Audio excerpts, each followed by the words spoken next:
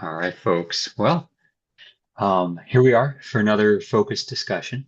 I'm excited to have all the folks we have here, and we may have a few more jumping in the first few minutes. And then, of course, I know we're going to have folks who watch the recording online. I know Randy just got caught up on the last session we did.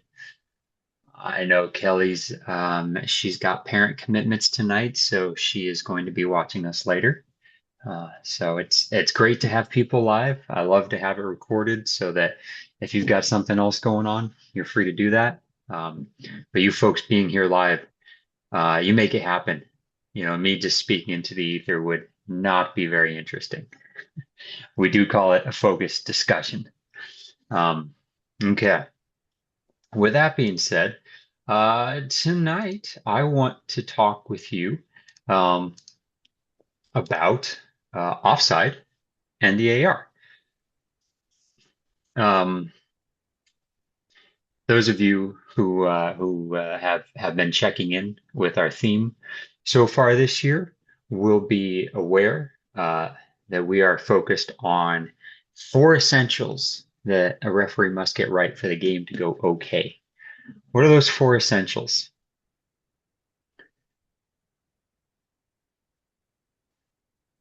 You only have to answer with one. Goal or no goal? Goal or no goal? I just finished watching it, so I know these. Offside. Offside. Andy picked the easy one. Um, who do we have here that I know has caught that? Cindy, why don't you throw me one? I'll give you the same one I gave you last time. Penalty kick. Penalty kick. And then the last one I'll give it's 100% misconduct. So those came from Brian Hall. Who's Brian Hall? Go watch the video from the last one. So here we're on offside. I don't think I'm surprising anybody with offside. Um, to start though, let me throw you off the deep end. Oh, hello. Here we go. I'm gonna throw you off the deep end. And I know it says 25 clips. We're only gonna go through a few. And don't worry, I'll have you drowning real quick. So here we're judging whether these plays are offside. Lewis, I don't think we can see your screen. Yeah, Oh, I'm not seeing it yet. Yeah, we got gray screen. typical referee excuse. You missed the call. You blame it on something else. Um,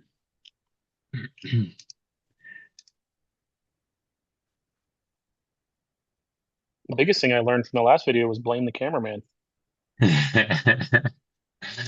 Yep.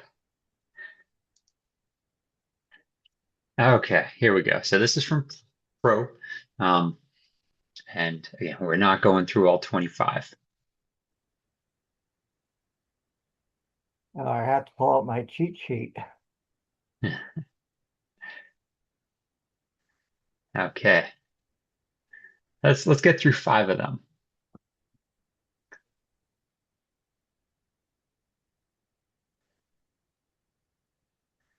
And keep in mind, red is the attacker.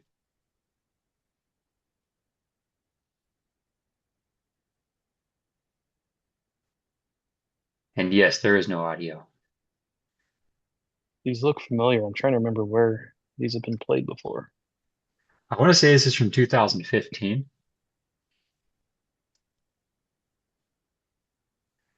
I love how they simulate it with the defender already putting their hand up. Okay, what do we think? How do we feel about those?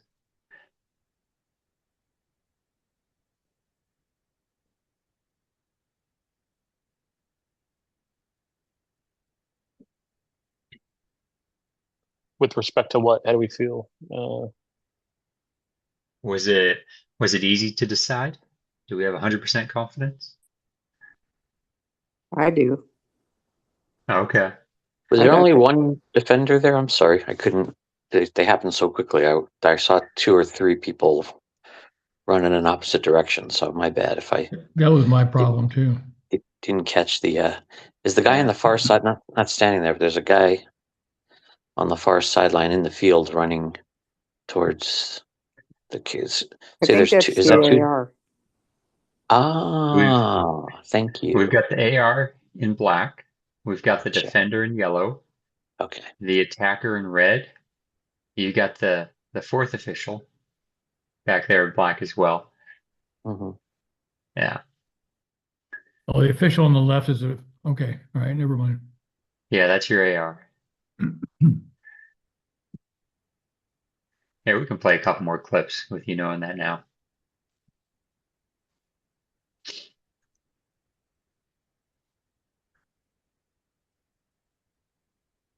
All right. Are these pretty easy? Are they straining you?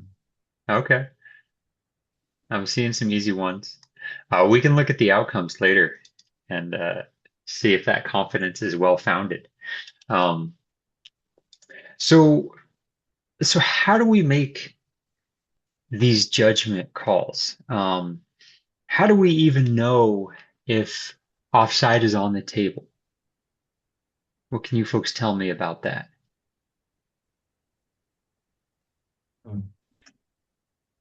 Well, I can say that when I'm standing there on the offside line, I'm anticipating which players are on or off at the moment where I think there may be some kick or deflection coming to the Okay. offside. So I kind of try to think ahead. Yeah, so I'd say offside has three main elements, and Gary touched on two of them there. There's the position element, uh, and then there's the timing element. The timing occurs when the ball is last played by or touched by a teammate. Okay, so let's look at the law. Which law are we gonna read?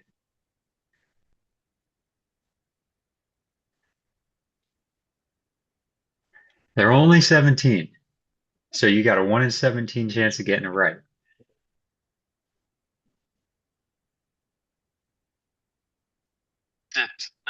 Something like 12.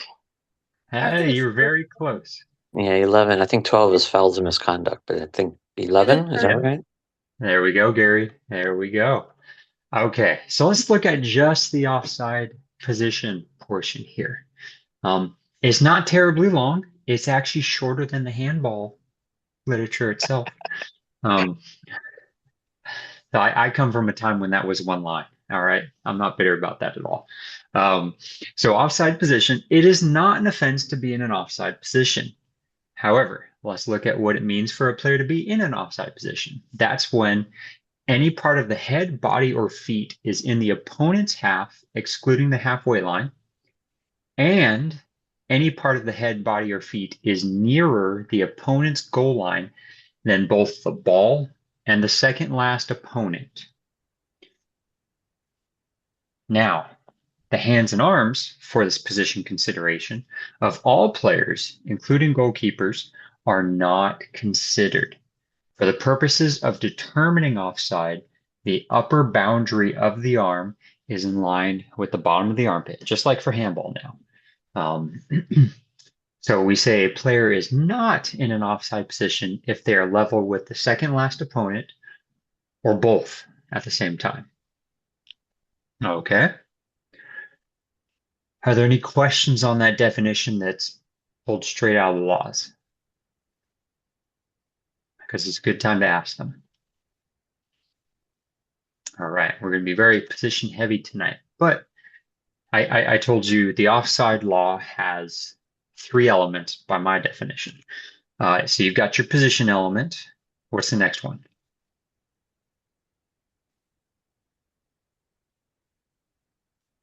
Touch or pass or last kicked Yeah, or touched. Yeah. teammate. There you go. That's the timing element. And what's the last one? Interact, not interact. What's the word I'm looking for? Involvement. You got the first letters right. Yeah, it's What was that, Randy? Involvement. Getting involved in active play. Okay. Now, if you've ever taken those quizzes, like at work, we get cybersecurity training.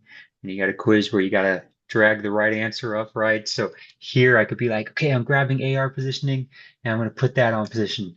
I'm grabbing teamwork and I'm putting that there. So if we were to grab the tool we use for executing a proper offside decision relative to position, are we grabbing teamwork? Are we grabbing AR positioning? Let's go with Dane. Dane, what would your choice be? I might have caught him off guard. Huh? There you go. Testing 1, 2. Okay. We gotcha.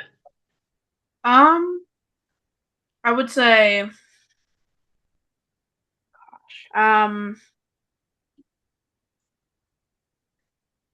back to me. I just completely Okay. lost it. That's all right. Let's I go think to I Andy. think it'd be AR Oh, positioning myself. John. Okay. John says AR positioning. And John nailed it. It's very hard to get positioning with many tools other than AR positioning. Um, all right. Let's go to Andy for the teammate, the timing aspect. Which tool do we use for that? Do we use AR positioning? Do we use the teamwork of the referee and the AR? Teamwork. There we go. Teamwork's always one of those safe answers. Um, all right. And let's throw it to Cindy for the involvement. What tool are you using for that? I think that's going to be teamwork because you never know if the AR is going to be able to see it. Yeah, yeah. Like I said, teamwork's always a safe bet.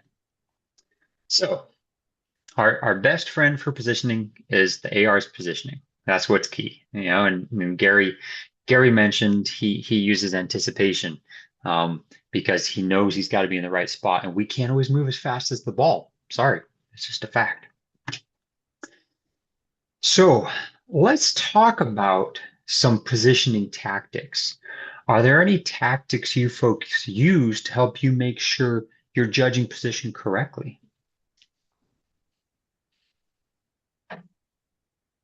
How do you know you're seeing that offside line true correctly?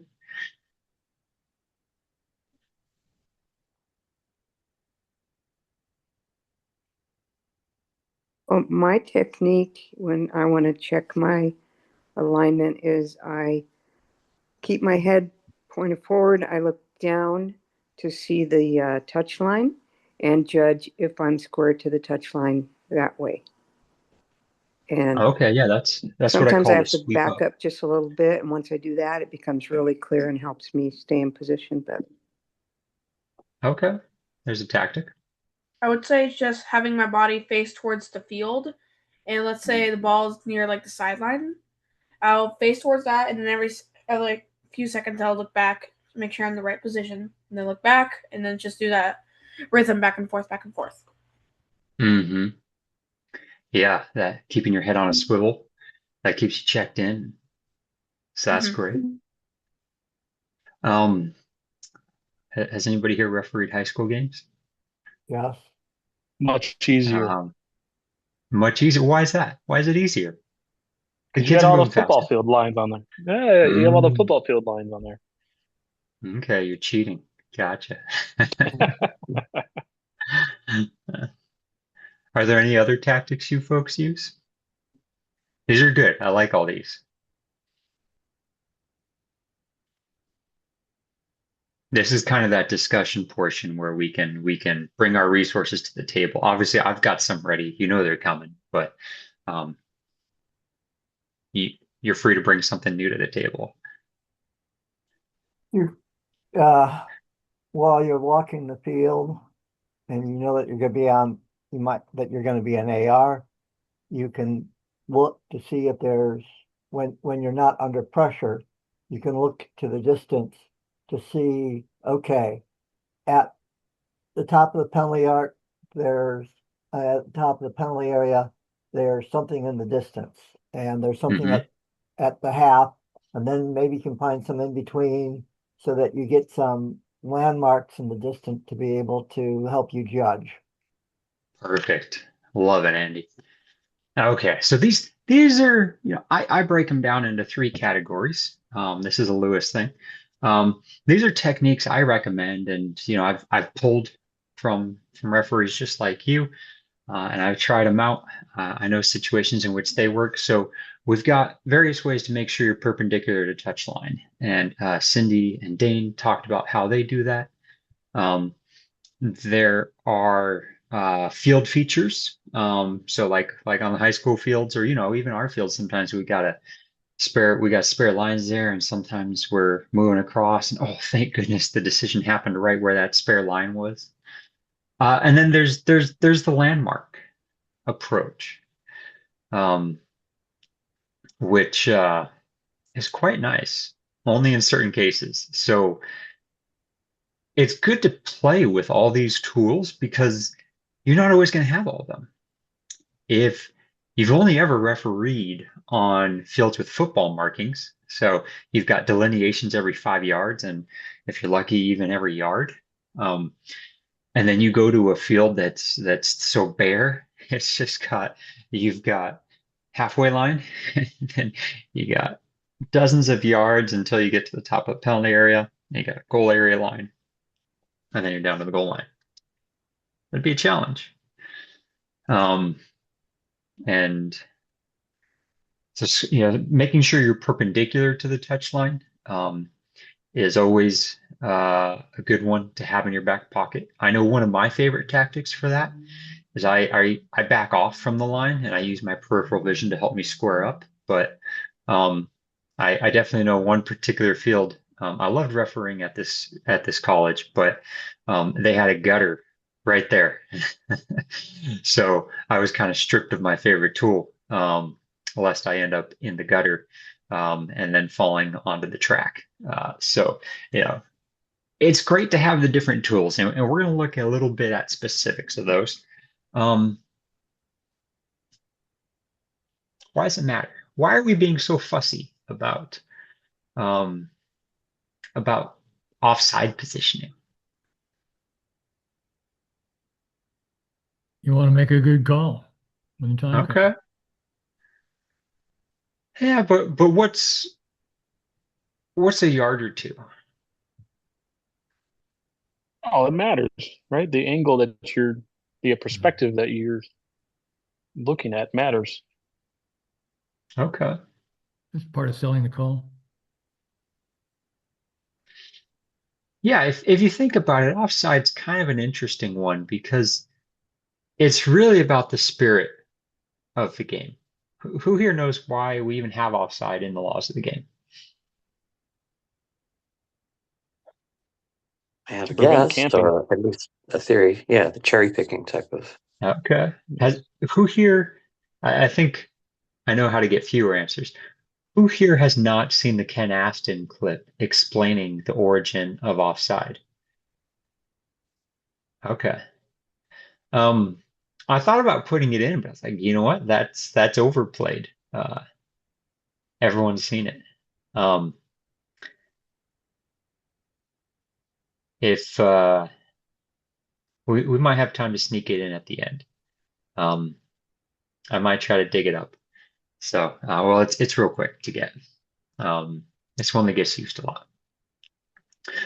But I think Randy touched on something important, the angle, the perspective. Believe it or not, you were coming here tonight for a little bit of trigonometry. I know you didn't dare dream that you'd get some trigonometry tonight. So everyone just hold your horses. We're getting into it. We're getting into it. I know you're all excited. So let's look at some trigonometry here. Okay. We got a field. Up at the top, you got the AR. You can tell this is dated because the AR's got the bold stripes. And the AR is dead on in position. You can see with the faded green lines, that's like their laser vision. Perfect, perfectly straight. And they're in line with the defender. The defender is the blue triangle. The attacker is the red triangle. So that's you. You're the assistant referee there, and you're spot on. Okay. So let's say that's 2 feet offside. All right. Good job. Okay. Easy. Now, oh, you ran a bit too fast. I know that's a problem we often run into. You ran a bit too fast and you got up ahead of things. We didn't have our defender and our attacker move here. It's just you're outpacing them. Um, so let's lay out some numbers here. Okay. So from the touchline into the defender is 5 yards. And then from the defender over to the attacker is 15. So there's still that 2 foot separation between the defender and the attacker, and you're 4 feet off. You're running too fast. You're 4 feet ahead. So a yard and change. Okay. How much does that matter? Who knows how we're going to figure out how much that matters?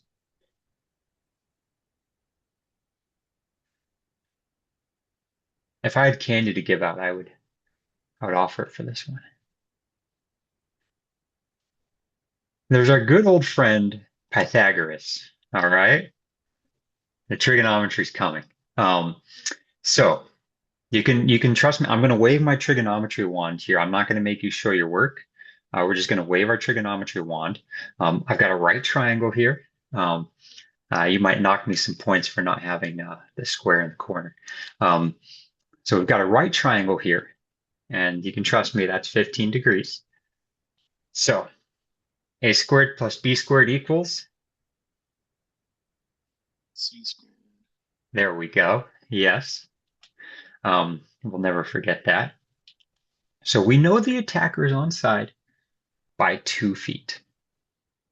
Does anyone guess how far the attacker appears to be offside?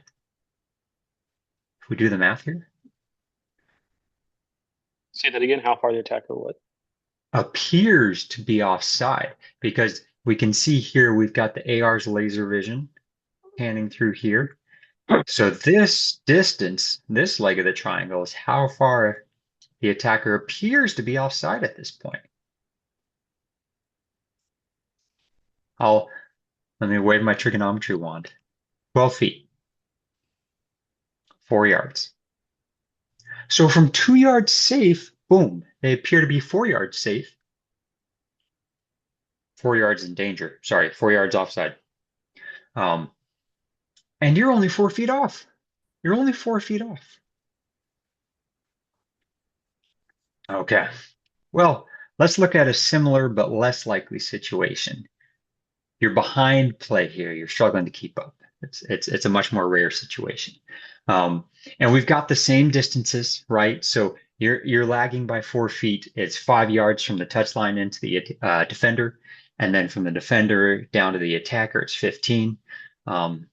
The attacker is now 2 feet offside, and you are 4 feet behind play. So we're going to wave our trigonometry wand again, and then we're going to see how far onside the attacker appears to be this time. 12 feet again, huh? So both times we're off just by a little bit, just by 4 feet. You know, when you're sprinting as an AR, that's not even a stride. So the point of this, I know it was also to have fun with trigonometry, but the point of this was to highlight that those little differences matter. And if offside is important enough to be one of those 4 essentials that Brian Hall says we got to get right to make sure the game goes okay, well, then we can't even spare 4 feet in these situations. So that's why it's important that we have tactics, multiple tactics to help us get it right. I guess the one we didn't mention is VAR, right? If only.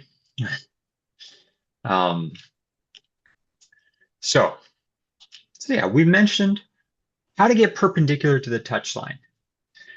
So this is a frame captured from one of our Team 3 videos, and you can see this AR is making an offside decision here, And Dane mentioned the way he likes to have his torso face. Uh, so Dane, what do you think of the direction this AR's torso is facing? Personally, I just don't. I mean, one, I think it's going right. Hmm. So it could create, I would say, more of a cause of it could be wrong, but I would There's a say, potential for error. yeah. Yeah. So what have we heard about body position and how that helps us in certain situations? What do you folks think?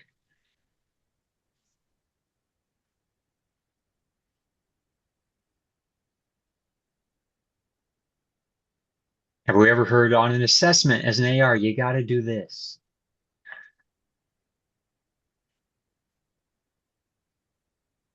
Someone's heard it. Someone's got to give it to me. All right, you got to square and face the field and sidestep. Sidestep, face the field and sidestep. It's a myth um, that you have to do that. Um, however, it's a popular myth because it's a very useful tool. What does the sidestepping do for you?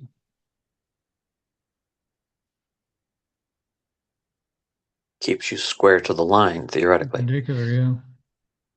Yes, it helps you square up a little more. Whereas, Dane pointed out this AR's body is at an angle, and that might make it a little tougher to line up. Are we sidestepping up and down the whole touch line? No. No, why not, John? Sometimes you got to move quick. Sidestepping is not fast enough. You got to anticipate. It's a dynamic situation, but I can see Cindy's point. At the point where you're going to be calling or close to calling offside, you should be perpendicular. I would Mm. definitely agree with that. Has anyone heard mention of some zones where it's more likely for sidestepping to be the right call? I hadn't heard zone. I hadn't Mm-mm. heard. No. How about you, Andy? You're a national referee.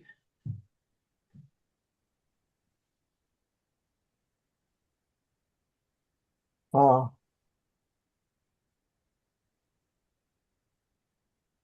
I mean, I'm also using my years of being an architect and being in the field and judging things. So Okay, I'm using some other tools. gotcha. So he's got some of his own professional tools. Cindy, where have you heard zones recommended for sidestepping to likely be the better choice? I don't know that I've particularly heard of zones. I've just the guidance from the laws that I use that if you need to turn to keep up with play, you turn and keep up with play. If it's not required, then you should face the field and sidestep. That's the only thing I know of. Yeah, it's great that the laws, have it that simple. Do it where it makes sense.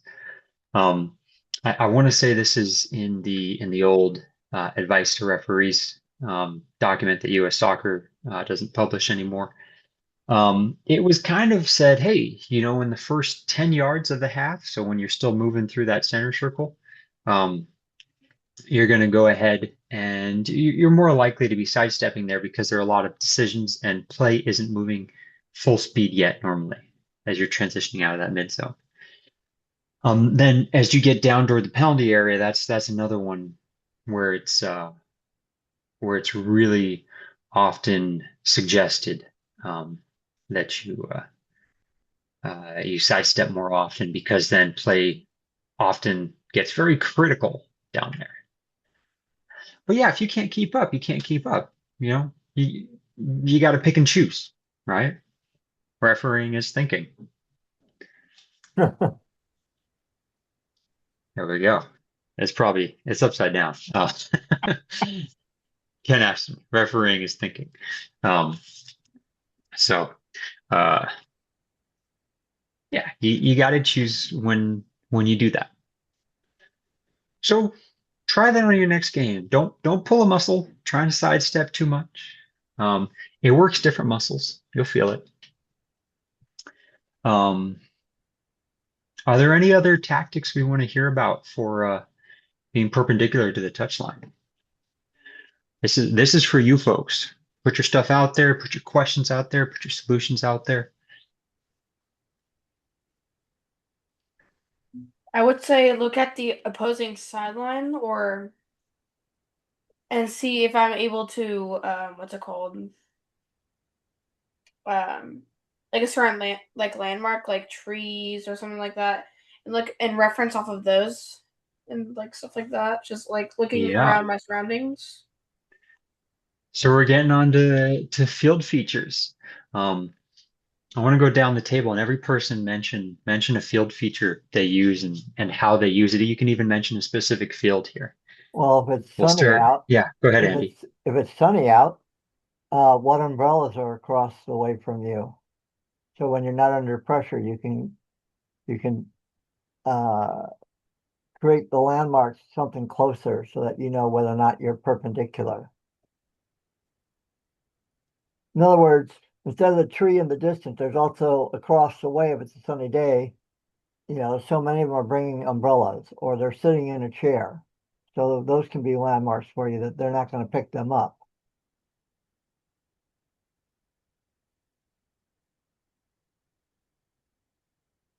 Did we lose Lewis? Or did There we go. Oh yeah. So Andy is talking about some landmarks. We can jump ahead to that one. So landmarks. Here's a great one to get you ready for this weekend. So this is at Camarillo, Pleasant Valley Fields. And this is from the west touchline. So the landmarks one is really cool when it works out. So the west or north touchlines in Camarillo are going to give you some useful landmarks. You can tell this is the tactic I use because I know which lines work at these fields.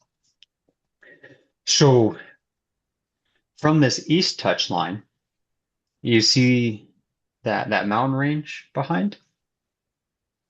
Do we call them mountains? Hills? You see those geological features. So what you can do as you're checking the field before the game, as you're running your warm up, is you get down to the goal line. Okay? You're there, you're double checking that the corner flag's in the right spot. You look down the goal line and you say, okay, what in the distance is lined up with this goal line? So like, that peak right there on the hillside, right? So we might say, you see that little bump right there above my laser pointer? How there's just a little rise in the hill. So I'm down at the goal line and I see that, okay, that rise in the hill. So then, I'm finishing my warm up. So I get up to the halfway line and I look down the halfway line again. Like, oh, hey, look, that little bump in the hill is still lined up with the halfway line. So that tells me from the halfway line all the way down to the goal line, if I'm floating and I can't find my offside line properly, I can drop a line from that geological feature and say, hey, is my positioning lining me up with the offside line properly? So you can see, I want to say this is Keith here, and White is our defense. So I think he's pretty well lined up. And obviously, the looker's perspective is a little bit off the line. But he looks pretty well lined up. I've got no reason to say he's not well lined up. So maybe he was using that feature out there to square him up. And so we're out here where we're standing. That line drops down. You can tell, oh, I'm off my offside line. Is that making sense? Yeah. There's another one that I thought of, but What's that, Andy? it doesn't apply to Camarillo. But where their grass is a little bit taller, Hmm. sometimes they're somehow they seem to lay out their mowing patterns perpendicular to the field or, but in other words, sometimes there's some features on the field themselves that can Yeah. give you an idea. Yeah, that's field features. Yep. Yeah. So these landmarks, another one you have that's useful is this row of light poles. Um, and maybe you go to the halfway line, you go to the goal line, you say, you know what, this first light pole, it changes. Um, from the halfway line, it's a little bit to the right, and from the goal line, it's a bit to the left. So then say, okay, well, let me look at these more distant light poles. Oh, okay. Maybe that last one looks like it lines up. Right? So you're just getting resourceful there. Um, this is also great in Moore Park. I know if you're on the south touch line, you've got similar geological features you can use to track. That's another one I like to do there. And also if you're on the east goal line, um, I think you're seeing this same range just from a different perspective.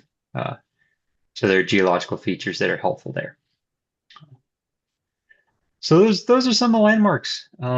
If you're somewhere more urban, maybe there's a skyscraper that's visible and far off, that's useful. But again, you got to have multiple tools because on this field in Camarillo, you flip to the east touch line and it's flat all the way out to the coast. You got no landmarks out there to help you. Maybe the bell tower, but you kind of lose sight of that at some points. Are there any questions, or any thoughts, any discussion to have on the landmarks? I think just the most important thing to emphasize there is that you check it before the game and you have to pick a landmark that's far away so that any movement isn't visible. If it's too close, you'll see movement and it's not a suitable landmark. Yeah. Yep. So that's all the more reason to do a warm up. Check the field before the game. Take a look if you've got a tool in your back pocket to make your life easier. That's a good reminder. Okay, so we'll go back to field features. So these are closer things, closer things. So Andy mentioned the mowing pattern. Has everyone seen that? Yep. What do we think of that one? Is it useful? I think it can be. I use similar Okay. tactics. You got to be Has anyone sure, I ever? guess, that it's really is perpendicular to the field. But if it's not perpendicular to the field, you can use trig because you have time to figure it out ahead of time, and then it still gives you an indication of how well you're lined up. Andy, you might be operating with more RAM than I. Um, if that's a tool you got, that's great. I might start overheating if I try that. Well, remember, I sit in front of a computer and used to be by hand drawing lines. Mm, So so you got that, to get really good at it. uh-huh. Okay. You knew you were working towards something. Um, yeah, so this photo at Robb Field, do they still call it that? Uh, Recreation Center. yeah, rec center is what they call it now. This is at UCSB. And it's got some field features to help you out. What I can count at least three field features here. Someone throw one at me that they might use. The blue dotted line is the obvious one. Yeah, the blue dotted lines, I think they're for our lacrosse markings. So they're not constant, but like a football field, but they're checkpoints, right? So as you're sprinting, you're going to get reminders. It looks like that might be every 7 yards. Okay. I don't know my lacrosse field dimensions, so I um, can see patterns in the rug there. yeah. And the rug, tell me about that. Well, especially when it gets more worn down, you can really start seeing the patterns in the rug, and it's easy, almost like they had painted lines on there. So these synthetic fields, you can see the pattern, and it's almost as useful as football field markings, right? That's another good one. And the last one I've got is not so helpful on this specific field, but if you go to that next field, you can see it's a little more helpful. Does anyone, you can't see it here with the foggy day. Does anyone know it from this field? So this recreation center park is fully fenced in, and it's not chain link fence. It's vertical lined fences. So if you're looking directly across the field, and of course, this being a synthetic field, it's even more guaranteed to be square than natural fields. But if you can see those look tilted, you know you're a bit off your line. If they look vertical, boom. So that's like every 6 inches. So you can get squared up with that. So there are resources out there, and just like with the last one, with the landmarks, it's going to be a lot more helpful to see these up front. So as you're checking the field, if you're the AR, try to know which touchline you're on, or double check both touchlines, and say, hey, I can use this, I can use that. Has anyone been on that field where they just keep finding themselves by the time they get down to the goal line, 2 or 3 yards on the field? Or maybe 2 or 3 yards back from the touchline, further than they normally are? I think too many times I can count. Okay. What do you think caused that, Dane? One, I could not be like, I can't, or hold up. I might not be paying attention to me like going down the sideline, focusing on the ball, not focusing where I'm going sometimes, Mhm. I guess. Yeah, that's a possibility. And and if I find myself in that situation, I'm going to be questioning, is there something that's throwing off my perception that, so let's say the mow pattern is like 10 degrees off, 15 degrees off, and I'm running perpendicular to the mowing pattern, and so the mowing pattern's going this way, the square of the field's going that way, so then I start following the mow pattern, and I end up, oops, I'm on the field. Those kind of things can be tricky. So have your tools. Remember, we've got the various ways to get our body perpendicular to the touch line with nothing more than our heads, our eyeballs, and the touch line in front of us. We've got the field features, which are closer, hopefully repeating all the way down. And then we've got the landmarks, which are way out there, stable points of reference. I was never a Boy Scout, but they're probably the kind of thing you can use to make sure you're navigating the correct direction. Okay, so we know for the position, teammate, or timing and involvement components, which tools we're going to use to execute that correctly. And from this point, you get to choose where we go for the rest of the conversation. So we can talk about using the teamwork tactics to actually address position. We can talk about using teamwork tactics to determine the timing, and a teammate being the last person to play the ball, touch the ball. We can talk about how you work together to look at involvement. Actually, you know what? This is the one I'm going to take off the table because in 2 weeks we've got a whole session on this. And I got 2 more options for you. We can watch that Ken Aston clip, which is a good one. It's only a couple minutes. And then we can also see the answers on some of those offside clips we did from the start. Did anything jump out at you folks? Anything you want to do? I, This is your I would like session. to see the clip because I'm not sure that I've seen it. Okay. The Ken Aston one? Yes, Okay. but All right. let the others speak. You can I'm speak while game. I try to find it. I'm game for that, and I'm also game for because I know like Randy said, those other video clips. I've seen them somewhere in a class somewhere, and I can't remember where. And some of them were at a blink of an eye were tricky for me. Yeah. Yeah, I do Okay. remember seeing those clips. Like it teaches you that your eyes can play tricks on you sometimes.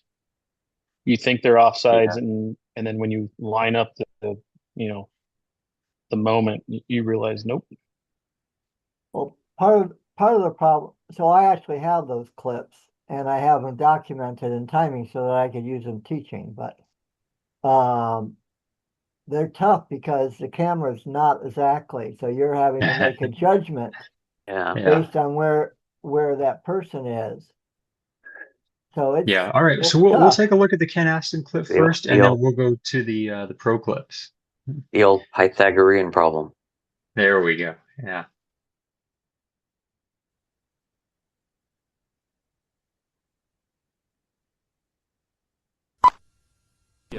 Okay, this is Ken Aston. We'd like to ask you about the offsides rule and how it came about and you know, why we use it. Can you tell us a little story about that? Well, first of all, a little correction, Gary. Not offsides rule. There's only ever one offside, and perhaps I can explain why it has to be in the singular and never the plural. And we have to go back in history to understand what offside means. The game was developed in the schools not only for the physical recreation for the boys. Forgive me. I didn't want to interrupt him. I'm going to see if I can raise the volume anymore. All right. But to teach them the rules of life. One of the rules of life is that man earns his bread with the sweat of his brow. And in soccer you score goals with the sweat of your brow. Now, always in these games in schools, just as you had when you were a boy at school, there was always a little mother's darling, a delicate little boy who never wanted to be in the rough and tumble of the playground, the rough and tumble, the hurly-burly of the game. He always shied away from it, you see. And these boys in the game of soccer who used to shy away from where it was all happening used to hang about near the opponent's goal. The law originally called them sneakers, and then the law called them loiterers. And the law said that a boy, a player in that particular position, defined in the law, was out of his team. He was out of his side. He was off his team. He was off his side. He was offside. And a player out of the team can't play. It's the same as being off the field of play. You can't join in the game or influence it at all. Now, a player in the position defined by the law, off his side, out of his team, the punishment really was that his team had to play with 10 men for that period of time. But suppose this loiterer, this sneaker, who was out of his team, tried to take part in the game, tried to participate, tried to influence the game, or an opponent. That's when the referee would blow his whistle and say, "Hey, you're not playing, you're not in the team in this moment of time. You're out of your side, you're off your side, and you tried to play, didn't you? You no business to." Free kick. It's rather like putting a spy behind the enemy lines. If he stays very quiet, doesn't draw attention to himself, he's quite safe. He doesn't get punished. It's only when he starts to become active and draws attention to himself, then they pull him out, put him up against a brick wall and shoot him. So, get the feeling of what offside originally meant, what the phrase means, and it will help you enormously in interpreting offside decisions in the game. And as I said at the start, Gary, now you see why you can never say a player is offsides. He can only ever be out of one team, one side, offside. Thank you, Ken. Appreciate that. My pleasure. There we go. All right. You're speaking right to you, Gary. Yeah, I have seen that clip before, but I forgot Okay. about it. Yeah. So yeah.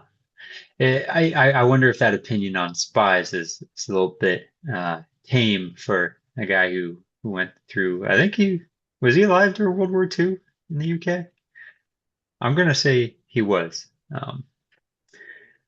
Anyway, that's the guy that invented the red and yellow cards. So he knows a bit of the history of the game. Uh, okay, let's go to the clips. Um, you want some answers?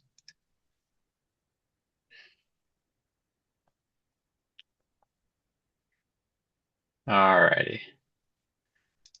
These are always tough. This is gonna be ending on a rough note. It'll make you question everything you knew, everything you thought you knew.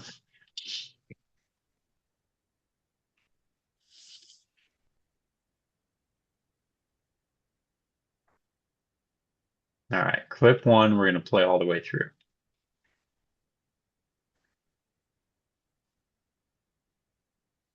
Okay.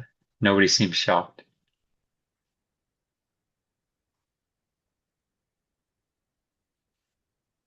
And so you see how they're always pausing it right when the kicker is about to touch the ball. So I paused that one. What are we thinking here? Since I was able to catch it before I gave the answer. What are we thinking here? Screen's not large enough, but I'm sorry. Go ahead, Dave. I would say it would be offsides. I mean, it could always be onside if they decide to turn around, but I don't think it'll be fast enough to get You're to. thinking offside because our offside line is right here, right, with the back of this foot, Yeah. and his head reaches past that. We don't worry about the hands and arms, but his head and some of his torso and his knee. There we go. Good call. Let's see if I can catch it again. All right. So, what do we think here?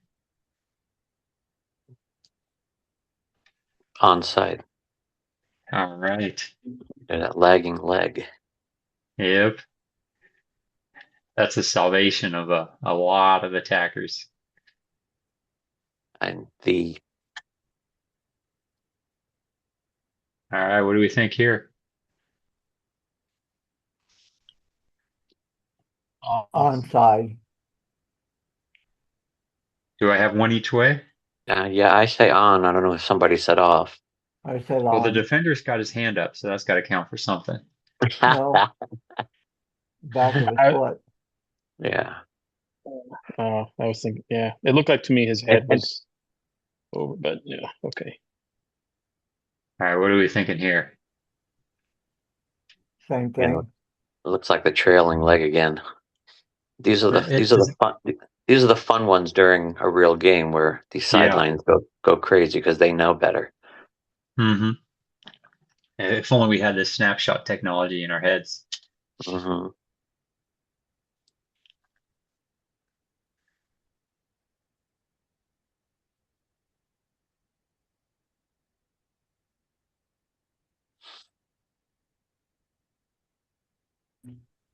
Off. All right. Got offside here.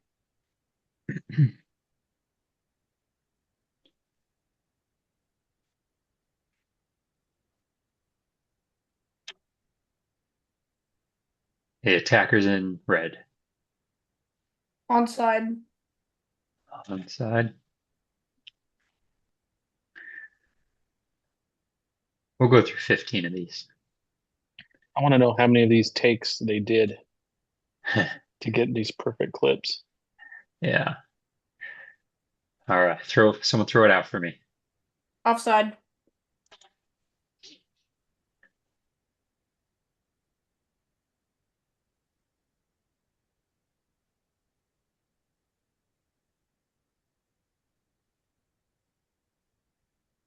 There's two defenders. He's clearly on. Yeah. Okay. So I guess they're saying assume there's a goalkeeper down there.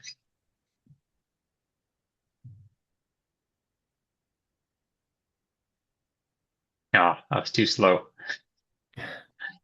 That's going to be onside. Yep. There's that arm reaching out there, but that doesn't help us.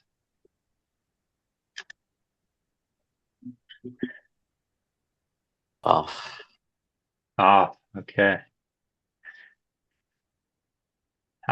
Do we agree That's with where they interesting. drew? No, Go I ahead. was just going to say that's interesting. They didn't draw it at his knee or maybe his head. I can't tell where his head is, but Yeah. his knee looks in front of his foot there. Gosh, look at that AR. He's zeroed in. Is it off or is it on?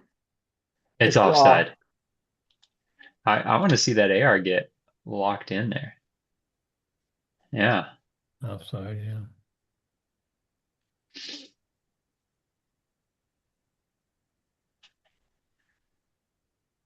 Red is the attacker.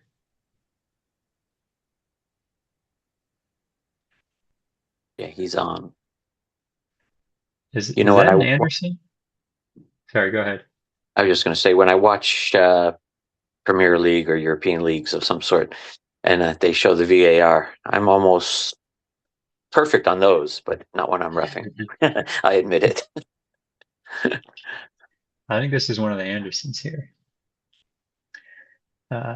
It's twin brothers from Santa Barbara who have both been FIFA at one time or another.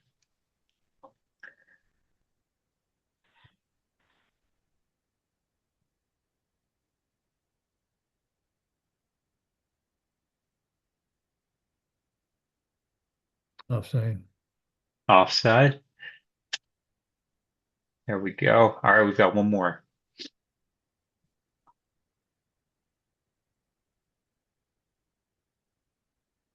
Ah, Clearly. we end on a high note. Everyone got that one right. Okay, so that's a challenge. So this one's more of a brainstorming that we went through tonight. So next time you step on the field, think about these tactics, and scrutinize the accuracy of your calls. So you can think back to the trigonometry we did, and gosh, being 4 feet off makes a huge difference. And how do we handle that? Is there something we can do um, to make sure we're square to the field? Is there something we can do to make sure it was the last play to touch by a teammate? Look at the timing of that, and the hearing's a good cue, but then if you pay attention to how long it takes for the sound to get to you, that's actually even letting you down a bit, um, unless the ball's right in front of you. Uh, and then there's working together to decide, did active involvement actually occur? So in 2 weeks, we're going to have another focus discussion. Bob Hurwich and I will be leading that focus discussion with an evolution of the expo workshop that we wrote on becoming involved in active play. So are there any final questions on the discussion we've had tonight before I wrap up the recording here? Thanks for your time, Lewis. Yeah. Thank you all for your time always. Um, yeah, thanks to everyone who's watching, participating live, and who's catching up later on. The kids really benefit from your investment. If you make it another 4 feet, you're gonna nail that call. Um, where to go?